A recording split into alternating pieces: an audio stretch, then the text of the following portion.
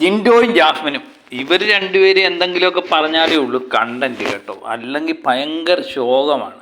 ഇപ്പം ഇവർ തമ്മിലൊരു ഉടക്കുണ്ടാവുന്നുണ്ട്. എല്ലാവരും ഇടിക്കുക. അഭിഷേകുണ്ട്, ഋഷിയുണ്ട്, സായിയുണ്ട്, അപ്പോൾ ജിൻഡോ ഉണ്ട്, ജാസ്മിനുണ്ട്. അവരെല്ലാം ജിൻഡോയും ജാസ്മിനും ഒരു കട്ടിലിരിക്കുകയാണ്, ബാക്കി 3 പേരും കൂടെ ഒരു കട്ടിലേക്ക് കിടക്കുകയാണ്. അതിനിടയിൽ ജാസ്മിൻ്റെ പഴയ വല്ലതും തന്നെ ആഗ്രഹിക്കുന്നു. ഇങ്ങനെയൊക്കെ ഇരിക്കുമ്പോഴാണ് അവനെ ഞാൻ മിസ് ചെയ്യുന്നത് ഗബ്രിയെയാണ് എന്ന് പറയുന്നത്.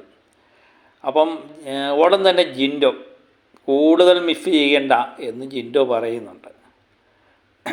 എനിക്ക് മിസ് ചെയ്യണോ വേണ്ടയോ എന്ന് തീരുമാനിക്കേണ്ടത് താനാണോ എന്ന് ജാസ്മിൻ തിരിച്ചു ചോദിക്കുന്നു.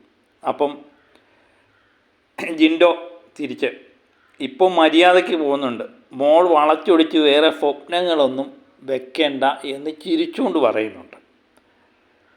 അപ്പോഴത്തേന് ജാസ്മിൻ അത് ചൂടായി. അപ്പം ഋഷിയും അഭിഷേകും എല്ലാം തന്നെ ചിരിക്കുന്നുണ്ട്. അവർക്കെല്ലാം ഇഷ്ടപ്പെട്ടു. അപ്പം ജാസ്മിനോടൻ തന്നെ എൻ്റെ സ്വപ്നം എന്താണെന്ന് തീരുമാനിക്കേണ്ടത് ജാസ്മിൻ അല്ലാതെ ജിൻഡോ അല്ല എന്ന് ദേഷ്യപ്പെട്ട് പറയുന്നുണ്ട്. അപ്പം മുഖമൊക്കെ വല്ലാതെ മാറി. അപ്പം ജിൻഡോ ഞാൻ നേരെയാക്കാനാണ് പറഞ്ഞത്, ഞാൻ നേരെയാകുമോ അല്ലയോ എന്നൊക്കെ തീരുമാനിക്കാൻ ജിൻഡോ ആരാ എന്നുള്ള ചോദ്യമാണ് ജാസ്മിൻ തിരിച്ചു ചോദിക്കുന്നത്. ജിൻഡോയുടെ ഫണ്ണൊന്നും കൊണ്ട് ജിൻഡോ ഇവിടെ എൻ്റെ അടുത്ത് തൽക്കാലം വരണ്ട എന്ന് പറയുന്ന ജാസ്മിനെ നമുക്ക് അവിടെ കാണാം. അപ്പം ജാസ്മിൻ്റെ മുഖഭാവം എല്ലാം മാറി. മറ്റുള്ളവരൊരു തമാശയായിട്ടാണ്, ജിൻഡോ ഒരു തമാശയായിട്ടാണ്. പക്ഷേ ജിൻഡോ അന്നേരം പറയുന്നുണ്ട്, നിൻ്റെ മാഫ് കൊണ്ട് നീ അവിടെ ഇരി എന്ന് പറയുന്നിടത്ത് ഈ പ്രൊമോ തീരുന്നുണ്ട്.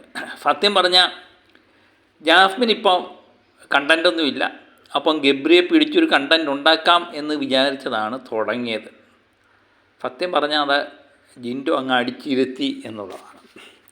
അപ്പം അല്ലെങ്കിൽ ഒരു വഴക്ക് തുടങ്ങാമെന്ന് വിചാരിച്ചു. ജിൻഡോ വളരെ ഫണ്ണായിട്ടാണ് പറഞ്ഞത്. പക്ഷേ പറഞ്ഞ കാര്യങ്ങൾ കൃത്യമാണ്. ഇപ്പം വലിയ കുഴപ്പമൊന്നും ഇല്ലാതാണ് പോകുന്നത്, നീ അധികം ഒന്നും മിസ് ചെയ്യണ്ട. എനിക്ക് തോന്നുന്നു ജാസ്മിൻ്റെ വീട്ടുകാർ കേട്ടാലും ഇത് കറക്റ്റാണ് ജിൻഡോ പറഞ്ഞത്. ജാസ്മിൻ്റെ വാപ്പ പറയുന്നത് പോലെ ആണ് സത്യം പറഞ്ഞതെന്ന് നമുക്ക് തോന്നും. അധികമൊന്നും മിസ് ചെയ്യണ്ട, നിൻ്റെ സ്വപ്നമൊക്കെ അതും കൊണ്ട് അവിടെ ഇരി എന്ന് പറയുന്നത് പോലെയാണ് എനിക്ക് തോന്നുന്നത്. വീട്ടുകാരിങ്ങനെ തന്നെയായിരിക്കും നിശ്ചയമായിട്ട് ഇത് കാണുമ്പോൾ പറയുന്നത്. പക്ഷേ ജാസ്മിന് ഒരു കണ്ടൻറ് ഉണ്ടാക്കണം, അതിനുവേണ്ടി തുടങ്ങിയതാണ്. ഇതെല്ലാം കേട്ട് അഭിഷേകും ഋഷിയും നമ്മളെ സായി എല്ലാം കൂടെ കട്ടിലിരുന്ന് കുടുകൂടാ ചിരിക്കുന്നുണ്ട്. ഋഷിക്കും അഭിഷേകും ഒക്കെ ചിരിക്കുന്നുണ്ട്. ജിൻഡോയും അഭിഷേകും ഋഷി എല്ലാം കൂടെ കൂവുകയും ചിരിക്കുകയും ഒക്കെ ചെയ്യുന്നുണ്ട്.